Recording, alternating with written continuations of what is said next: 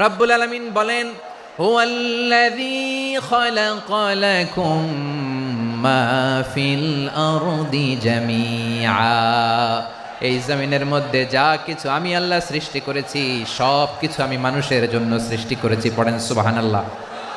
হুয়াল্লাযী খালাকা লাকুম মা ফিল আরদি জামিআ, যা আছে সব আমাদের জন্য, সব আমাদেরকে সার্ভিস দেওয়ার জন্য, আমাদের উপকারের জন্য, আমাদের কল্যাণের জন্য। আওয়াজ করে সবাই পড়ুন আল্লাহু আকবার।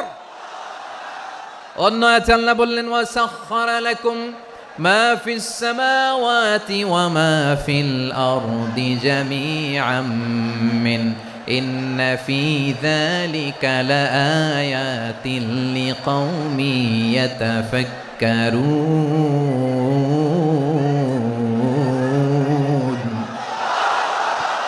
প্রথমে আয়াতে আল্লাহ বললেন, জমিনে যা আছে সব তোমাদের কল্যাণে আমি সৃষ্টি করলাম। এরপরে আল্লাহ বললেন, আকাশেও যা আছে সব তোমাদের জন্য সৃষ্টি করলাম, তোমাদের অনুগত বানায় দিলাম। পড়েন সুবহানাল্লাহ।